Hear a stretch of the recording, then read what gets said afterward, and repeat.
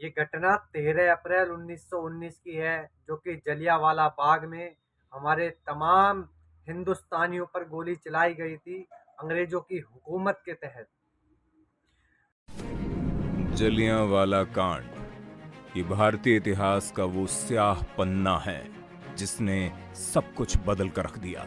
जलियांवाला बाग पर अब हजारों की भीड़ एक शांतिपूर्ण सभा के लिए इकट्ठा हुई। तब उन पर जनरल डायर ने गोलियां चलवा दी। निहत्थे बच्चों और बुजुर्गों को अपना शिकार बना देने वाली इस घटना ने अंदर से पूरे देश को हिला दिया। लेकिन साल 1919 का था, भारत पर अंग्रेजों का राज था और कोई सुनवाई नहीं हुई। इसी का बदला लेने फिर एक भारतीय शेर उधम सिंह जा पहुंचा इंग्लैंड और करीब 20 सालों के बाद 1940 में इस घटना के लिए जिम्मेदार शख्स को गोली मारकर उधम सिंह ने अपना बदला पूरा किया। लेकिन उधम सिंह ने जनरल डायर को नहीं मारा था। स्कूल में आपको जो मर्जी पढ़ाया गया हो, लेकिन हम आपको बता दें, शहीद उधम सिंह इंग्लैंड कभी जनरल डायर को मारने गए ही नहीं थे, बल्कि उनका निशाना तो कोई और ही था। क्या है उधम सिंह और जलियांवाला बाग कांड की पूरी कहानी, आज हम आपको बताएंगे। इसलिए इस वीडियो में अंत तक बने रहिए और देखिए भारत मां के इस वीर सपूत की जीवन गाथा। पहले जान लेते हैं जलियांवाला बाग में उस दिन आखिर हुआ क्या था। 13 अप्रैल 1919 बैसाखी का दिन था। जलियांवाला बाग में बैसाखी मनाने के लिए और कुछ स्वतंत्रता सेनानियों की गिरफ्तारियों का विरोध करने के लिए एक सभा हुई।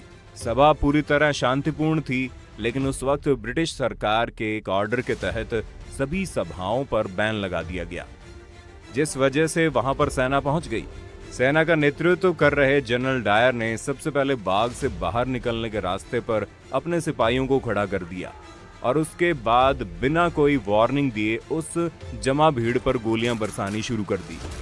भागने के सभी रास्ते बंद थे और उन पर सिपाही तैनात थे। लोग जाते भी तो कहां जाते। कुछ लोगों ने अपनी जान बचाने के लिए एक कुएं में छलांग लगा दी, लेकिन अंग्रेजी हुकूमत तो बर्बरता पर उतर आई थी और उसने उन लोगों को भी नहीं बख्शा और उन लोगों के ऊपर मरी हुई लाशों को फेंक दिया ताकि कुएं में दम घुटने से उनकी भी मौत हो जाए। इस घटना में 1500 से ज्यादा लोगों की मौत हो गई थी और 1200 से ज्यादा लोग जख्मी हुए थे। जिंदा बचने वालों में एक 18 साल का अनाथ लड़का भी था। वो लड़का जो ब्रिटिश हुकूमत की जमीन हिलाने वाला था, वो लड़का जो अंग्रेजों के घर में घुसकर इस बर्बरता का बदला लेने वाला था, वो लड़का जिसका नाम भारत के लोगों ने भुला दिया, शहीद उधम सिंह। उधम सिंह ने ये सब अपनी आंखों से देखा था और तब ही ये निर्णय कर लिया था कि एक दिन वो इस हत्याकांड का बदला जरूर लेगा। यहां पर आपको बताना बहुत जरूरी है कि जो जनरल डायर इस घटना में मौजूद था, उसकी मौत तो 1927 में ही हो गई थी, लेकिन जिस डायर को उधम सिंह ने मारा था वो जनरल डायर नहीं था, बल्कि उस वक्त पंजाब के लेफ्टिनेंट गवर्नर की पोस्ट पर तैनात मिचेल ओ डायर। मिचेल और डायर के इशारे पर ही जनरल डायर को इन लोगों पर गोली चलाने के लिए कहा गया था। दोनों डायर में थोड़ा सा फर्क समझ लीजिए। पहला डायर जो जनरल डायर था, जिसे अमृतसर का कसाई कहा गया, वो था जनरल रेजिनॉल्ड डायर, जो पंजाब में पैदा हुआ था और जलियांवाला बाग हत्याकांड में वही मौजूद था और सैन्य टुकड़ी को लीड कर रहा था। वहीं मिचेल और डायर उस वक्त पंजाब में लेफ्टिनेंट गवर्नर था, लेकिन उसी ने उस खूनी खेल को शुरू करने के ऑर्डर रेजिनॉल्ड डायर को दिए थे। दोनों के नाम और स्पेलिंग में थोड़ा सा अंतर है। उधम सिंह के माँ बाप पहले ही दुनिया से जा चुके थे और उधम सिंह उस वक्त एक अनाथालय में रहते थे। वो जलियांवाला बाग में अपने भाइयों और दोस्तों के साथ उस वक्त लोगों तक पानी पहुंचाने का काम कर रहे थे जब इस घटना को अंजाम दिया गया। कहते हैं हमारे देश के एक और अमर शहीद आजम भगत सिंह को भी अंग्रेजी हुकूमत के खिलाफ बगावत की जंग में उतारने वाली घटना ये जलियांवाला बाग ही थी। इस घटना के बाद भगत सिंह भी यहाँ पहुंचे थे और वो यहाँ से मिट्टी उठाकर घर ले आए थे।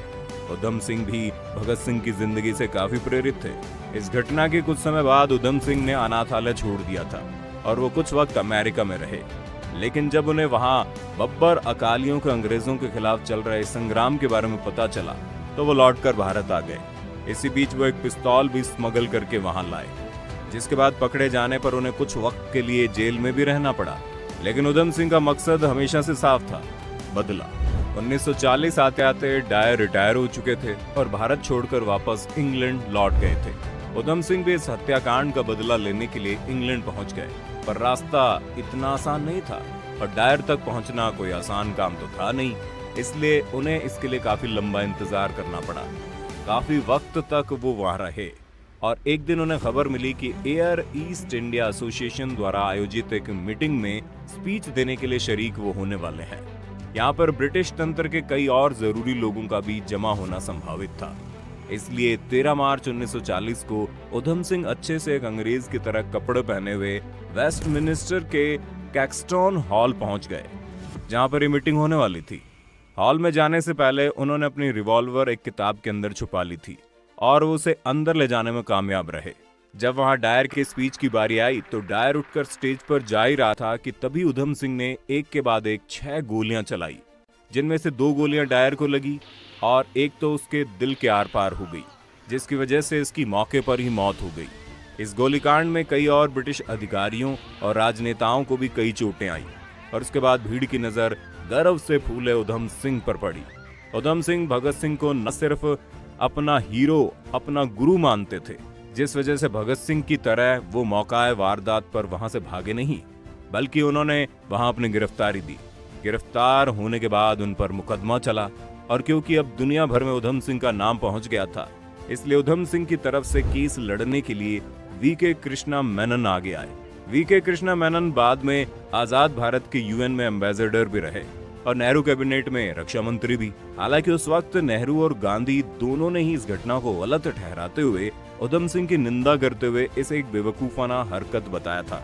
लेकिन 1952 में नेहरू ने भी उधम सिंह को शहीद आजम कहा और उनके इस काम को सही ठहराया। इस घटना ने इस कदर ब्रिटिश सरकार की नींव हिला दी थी कि बहुत जल्द से जल्द ये ट्रायल पूरा किया गया।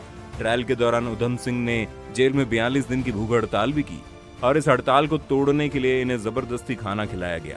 4 जून आते आते ट्रायल पूरा हो चुका था और इस घटना के 4 महीने बाद ही 31 जुलाई 1940 में उधम सिंह को पैंटोनिम विलेज जेल में फांसी दे दी गई। उधम सिंह ने अपने ट्रायल स्टेटमेंट में साफ कर दिया था कि उन्हें अपने इस काम पर जरा सा भी अफसोस नहीं है। उन्हें अफसोस है बस इस बात का कि सभा में मौजूद कुछ और लोग उनकी गोली का शिकार बनने से बच गए। उधम सिंह ने आगे ये भी कहा कि जब बचपन में उनके माता पिता का देहांत हो गया था तो वो और किसके लिए जीते। उधम सिंह ने इस पूरे ट्रायल को उधम सिंह ना होकर बल्कि राम मोहम्मद सिंह आजाद के नाम पर लड़ा। इससे वो ये संदेश देना चाह रहे थे कि वो केवल एक सिख नहीं बल्कि सच्चे भारतीय हैं और भारत के विभिन्न धर्मों के लोग अंग्रेजों के खिलाफ इस लड़ाई में उनके साथ है। ऐसे थे उधम सिंह जिनके अंदर ना कोई धार्मिक द्वेष था, ना किसी बड़ी राजनीतिक पार्टी का लीडर बनने की ख्वाहिश। उन्हें बस अपने देश की सेवा करनी थी और देश की सेवा उन्होंने भरपूर की। उनके अवशेषों को 1970 के दशक में वहां से भारत लाया गया, जिसके बाद उसका कुछ हिस्सा पंजाब की सतलुज नदी में बहा दिया गया और कुछ हिस्सा आज भी उसी जलियांवाला बाग में रखा गया है, जिसकी लाल मिट्टी शायद उधम सिंह की राख से पहली बार ठंडी हुई होगी। हम अक्सर आज भी इस दुनिया में गांधी जयंती और 15 अगस्त की छुट्टी में ऐसे अमर सपूतों को याद करना भूल जाते हैं। ये वो लोग हैं जिन्होंने हंसते हंसते अपनी जान दे दी थी ताकि हम लोग आज एक आजाद नागरिक की तरह जी सके। इसलिए हमारा इतना तो फर्ज बनता ही है कि हम इन्हें याद रखें और आने वाली पीढ़ियों को भी इनकी गौरव गाथा सुनाएं। अगर आज का ये वीडियो आपको अच्छा लगा तो लाइक करने के साथ इसे ज्यादा से ज्यादा शेयर भी कर देना ताकि लोगों को उनके इतिहास के बारे में पता चले। अगर आप चैनल पर नए हैं तो सब्सक्राइब करके बेल आइकन दबाना मत भूलना।